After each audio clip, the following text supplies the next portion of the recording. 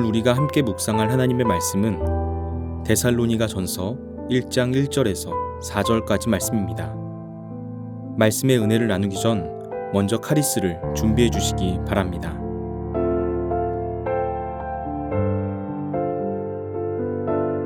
바울과 실루아노와 디모데는 하나님 아버지와 주 예수 그리스도 안에 있는 데살로니가인의 교회에 편지하노니 은혜와 평강이 너희에게 있을지어다. 우리가 너희 모두로 말미암아 항상 하나님께 감사하며 기도할 때 너희를 기억함은 너희의 믿음의 역사와 사랑의 수고와 우리 주 예수 그리스도에 대한 소망의 인내를 우리 하나님 아버지 앞에서 끊임없이 기억함이니 하나님의 사랑하심을 받은 형제들아 너희를 택하심을 아노라. 아멘.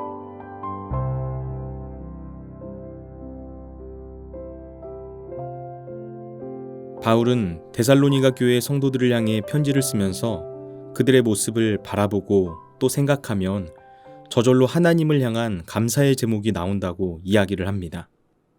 그 이유가 무엇입니까? 오늘 3절 말씀입니다. 너희의 믿음의 역사와 사랑의 수고와 우리 주 예수 그리스도에 대한 소망의 인내를 우리 하나님 아버지 앞에서 끊임없이 기억함이니. 바울이 하나님께 감사를 드리는 이유는 데살로니가 교회 성도들의 믿음의 역사와 사랑의 수고와 소망의 인내 때문이라는 것입니다. 지금 바울이 말하고 있는 세 가지 요소는 우리가 신앙생활을 하면서 반드시 있어야 할 것들입니다. 먼저 믿음의 역사입니다. 데살로니가 교회의 믿음은 죽은 믿음이 아니었습니다. 바울은 분명 믿음의 역사라고 말했습니다. 믿음의 역사란 믿음 가운데서 우러나온 너희의 역사라는 뜻으로 이해할 수 있습니다. 허울뿐인 믿음이 아니라 그 믿음을 통해서 놀라운 하나님의 일하심이 나타났다는 것입니다. 그냥 입술로만 믿는다고 말하는 수준이 아니라 그 믿음을 통해서 구체적인 삶의 변화가 나타났다는 것이죠. 우리는 믿음을 오해할 때가 많습니다. 믿음이 무엇인지 분명하게 알아야 합니다. 우리는 너무나 자주 믿음을 추상적으로 모호한 것으로 생각합니다. 예를 들자면 이런 것입니다. 선생님이 칠판에 수학 문제를 푸는 것을 구경하는 것이 수학 공부가 아니죠. 그런데 우리는 하나님의 말씀을 그냥 구경하듯이 듣기만 하는 것을 믿음이라고 생각할 때가 많습니다. 손흥민 선수가 골을 넣는 영상을 보는 것만으로는 절대로 축구 실력이 늘지 않습니다. 실제로 공을 차봐야만 합니다. 경기를 뛰어봐야 합니다. 그래야만 축구 실력이 늡니다. 그런데 하나님의 말씀을 붙잡고 실전으로 나아가려고 하지 않습니다. 좋은 성경 강의를 듣거나 감동적인 신앙 간증을 듣는 것 그 자체를 내 믿음이 자라는 것이라고 생각할 때가 참 많습니다. 그러나 믿음은 이런 것이 아닙니다. 믿음이란 굉장히 실제적인 것입니다. 데살로니가 교회 성도들의 믿음은 하나님의 역사가 나타나는 믿음이었습니다. 그 믿음이 실제적인 믿음이었다는 것을 보여주는 표현입니다. 그들이 말하는 믿음이 추상적이고 모호한 차원에 머물러 있지 않았다는 것입니다.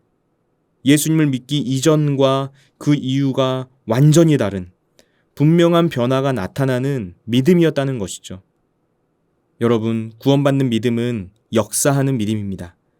진짜 믿음은 필연적으로 삶을 변화시킵니다. 누구나 알 수 있는 변화가 나타납니다. 세상에 물들었던 생각과 가치관, 삶의 방향과 방식이 바뀝니다. 그 변화가 윤리와 도덕의 차원을 넘어섭니다. 하나님의 말씀으로 생각과 삶이 새롭게 정렬됩니다. 하나님의 말씀에 따라 마음이 변화되고 그렇게 변화된 마음으로 인해서 삶이 바뀌는 것입니다. 이것이 믿음의 역사입니다. 다음은 사랑의 수고입니다.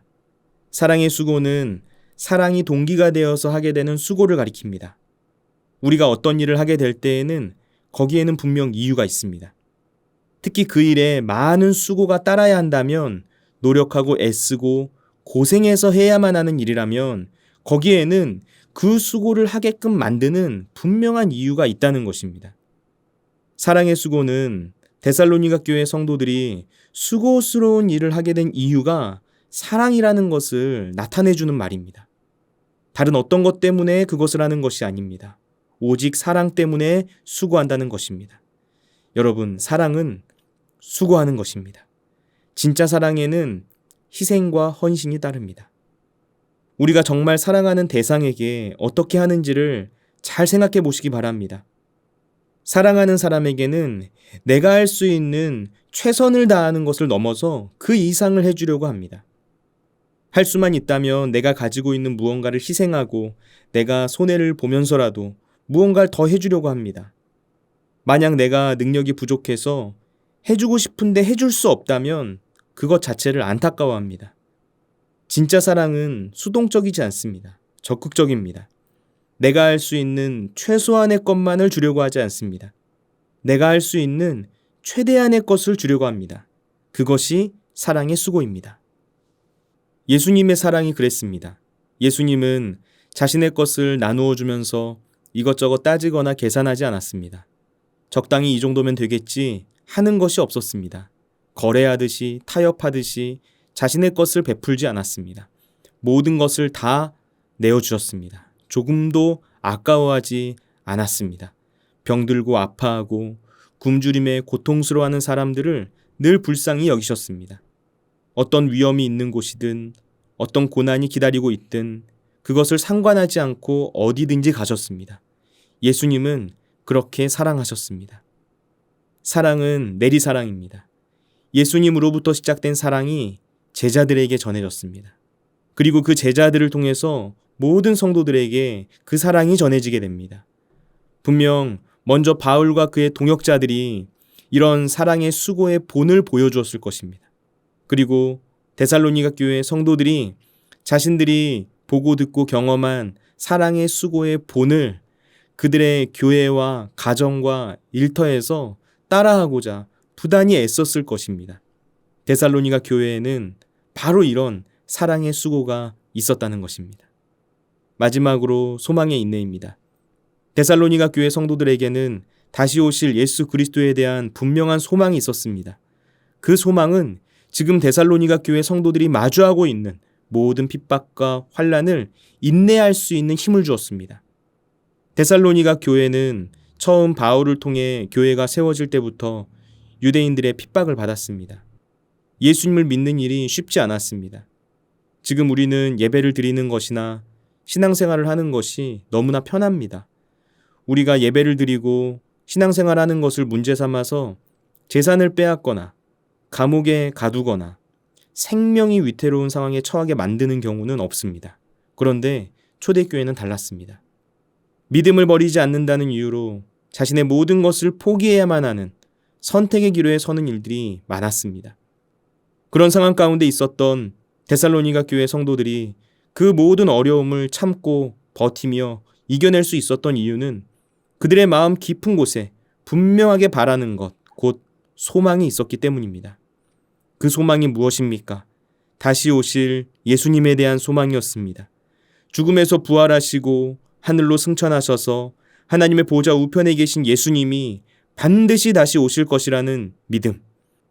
단순히 그것을 믿는 차원을 넘어서 주님이 다시 오실 그날을 간절히 바라고 사모하는 마음, 그 소망을 가지고 있었던 것입니다. 아마도 바울은 데살로니가 교회 성도들을 생각하면서 걱정했을 것입니다. 데살로니가 교회가 그리 오래되지 않은 어린 교회였기 때문에 더 염려되었을 것입니다. 그들이 환난 가운데서 잘 인내할 수 있을까? 이 핍박을 버틸 수 있을까? 견딜 수 있을까? 그런데 그들이 고난 중에도 넘어지지 않고 믿음을 잘 지키고 있다는 소식을 듣게 된 것이죠. 다시 오실 주님을 향한 소망이 그들을 인내할 수 있도록 만들어준 것입니다. 여러분, 바울은 데살로니가 교회 성도들의 믿음의 역사, 사랑의 수고, 소망의 인내를 말하면서 그들에 대해 이렇게 이야기합니다. 4절 말씀입니다. 하나님의 사랑하심을 받은 형제들아, 너희를 택하심을 아노라. 데살로니가 교회의 믿음의 역사, 사랑의 수고, 소망의 인내를 통해 분명해진 것이 있었습니다. 그것은 그들이 진정으로 구원을 받은 하나님의 자녀라는 사실이 드러났다는 것입니다. 여러분, 우리에게도 이런 열매가 있어야 합니다. 구원받은 성도에게는 믿음의 역사, 사랑의 수고, 소망의 인내가 삶 속에서 나타나게 되어 있습니다. 우리의 삶에서 계속해서 말씀에 순종하며 변화를 이루시길 바랍니다. 이것이 믿음의 역사입니다. 내가 가진 것이 무엇이든 그것을 나누시길 바랍니다. 이것이 사랑의 수고입니다. 예수님을 믿는다는 이유로 어떤 어려움이 찾아와도 다시 오실 우리 주 예수 그리스도를 바라보면서 그 모든 상황을 이기시길 바랍니다. 그것이 소망의 인내입니다. 기도하겠습니다. 우리를 사랑하시는 하나님 아버지, 우리에게 주님의 은혜를 알 수 있도록 믿음을 허락하여 주시니 감사합니다. 언제나 어디서나 우리와 함께 하시며 모든 상황 가운데 새 힘을 주시는 주님만 바라보며 살아가길 원합니다. 데살로니가 교회 성도들처럼 믿음의 역사, 사랑의 수고, 소망의 인내를 이루는 삶을 살아갈 수 있도록 우리를 붙잡아 주옵소서.